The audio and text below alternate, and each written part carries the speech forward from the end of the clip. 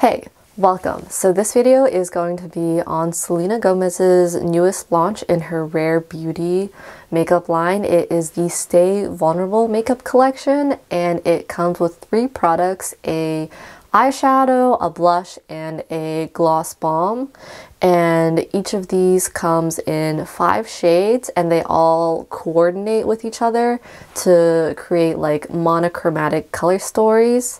The colors are nearly neutral, nearly apricot, nearly mauve, nearly berry, and nearly rose. They are all really pretty, and I think would flatter a lot of different people. I was super drawn to 2 out of the 3 products in this line. I have been on a huge gloss bomb kick, so when I saw that these were launching, I was so about them. So really excited to have tried that out. And I was also really drawn to the blush too, for whatever reason. With her liquid blushes, I think they were really beautiful, but I managed to snag this little sample, and while I do like this formula and want to purchase a new one when I run out, it is so pigmented that this blush is lasting me a long time, and I don't feel this need to like go ahead and buy another one yet. So when she launched this cream blush, I don't know, I thought the packaging was just so delicate and pretty. There's like a little divot in the cream that I just really wanted it in my collection. So yeah, I went ahead and picked up those 2 products in the line. I opted out of the liquid eyeshadow though for a few reasons. One, I'm not huge on liquid eyeshadow in general. I feel like it's really expensive for a single product. Her liquid eyeshadow is $20.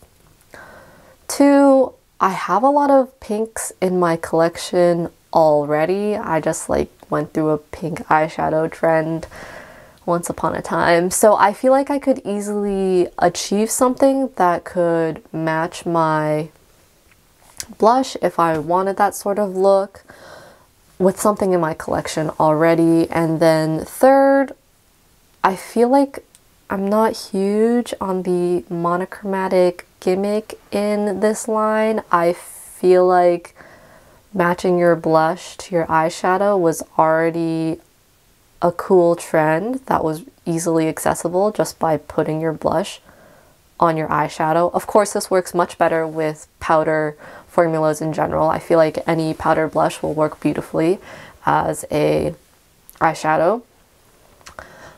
So yeah, wasn't super about that, and I decided for this look I would try out this blush on my eyes. And just to report back on how that was, it doesn't work well at all. So I guess I can kind of see why she made a separate product for it, but like if she really wanted to do the whole monochromatic thing, she could have formulated the blush to work well on the eyes too.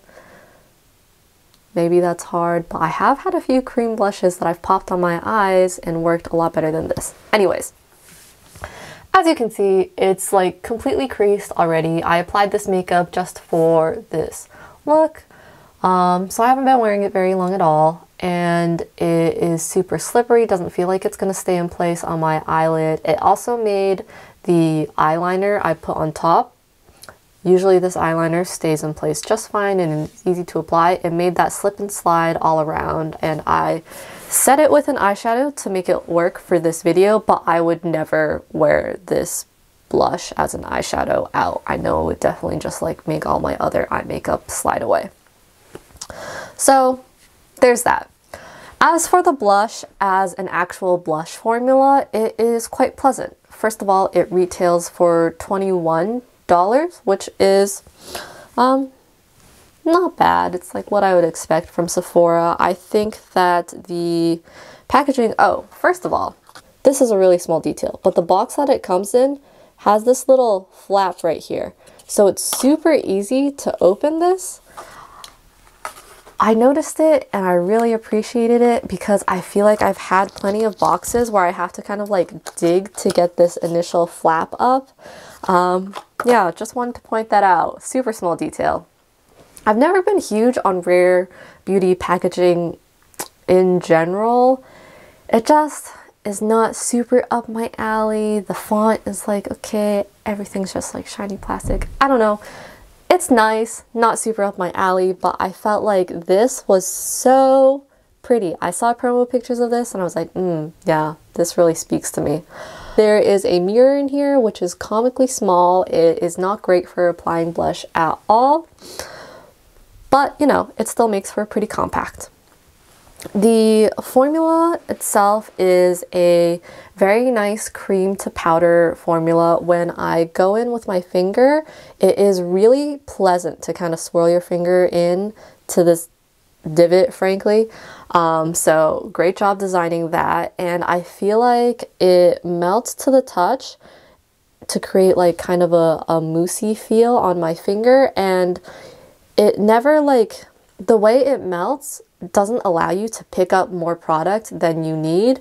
So it's really, really hard to overdo this blush. And I think that something about that is really innovative and nice. The blush blends out really easily. It is buildable. It has a bit of a silicone-y slip to it. It feels like a very old school cream to powder formula. It's kind of like a silicone-y feel that I've definitely felt before. I think that the like way that it'll melt on your fingers and then apply to your face is really, really nice. The colors are really nice, and the like shape of the product does make for an easier application process. So these are all little tweaks to a formula that I've seen before to make it even more appealing and easier for the user to use. So those are all things that I can really appreciate about this product. I actually feel like this cream blush is reminiscent in finish to their liquid blush that they launched earlier last year.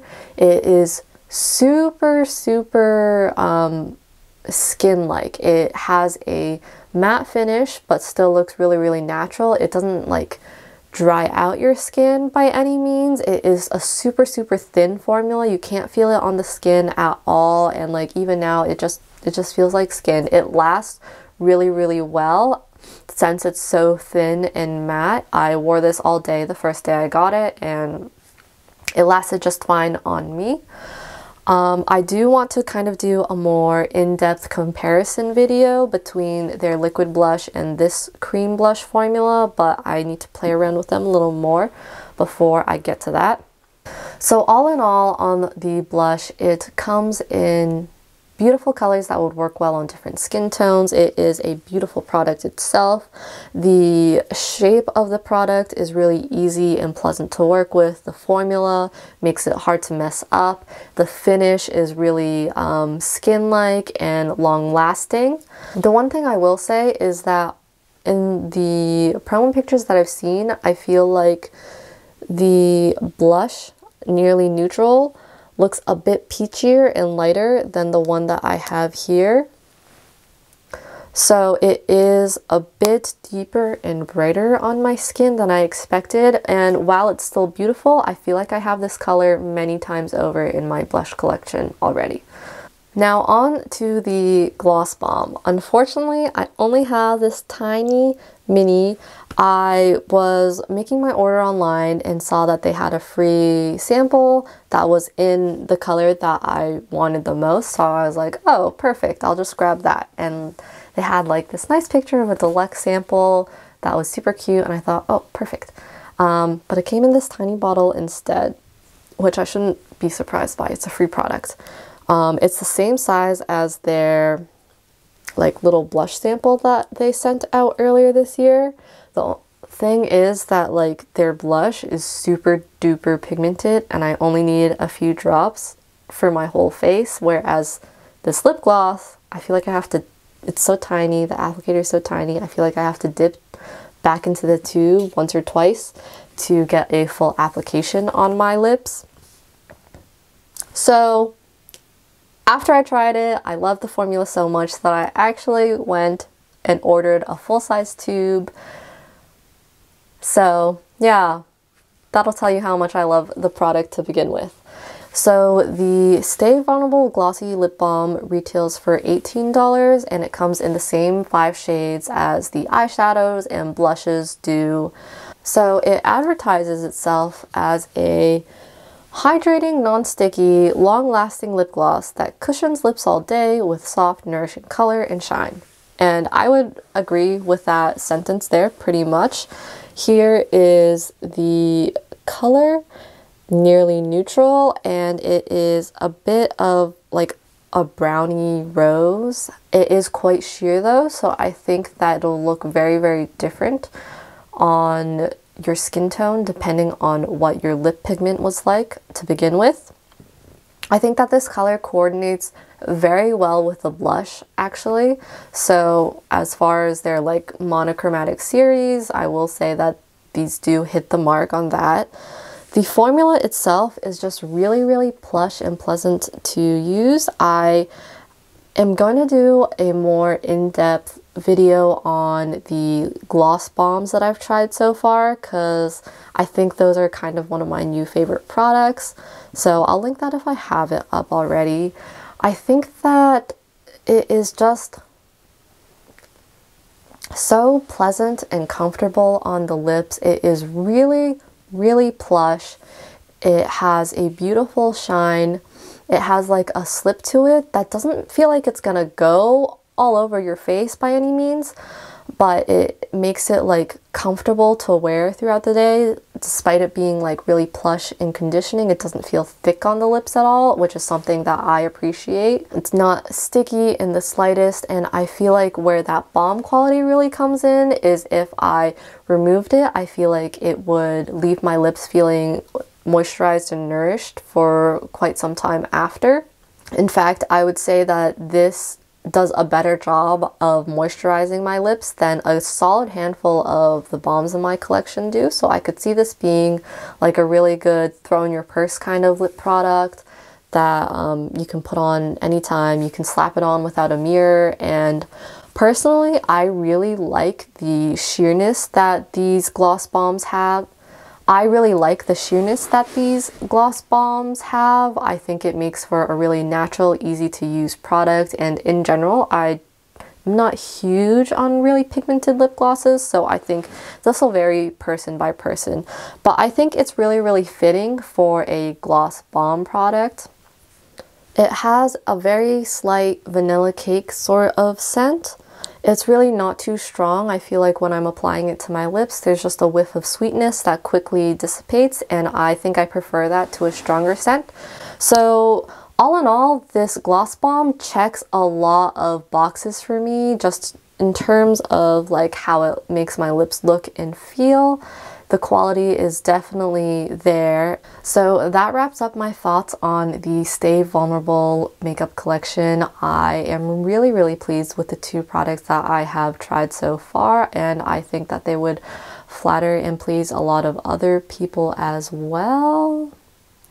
So if you have tried any of these products from the line, let me know your thoughts on them, and as always, I hope that this was helpful, and thank you so much for watching.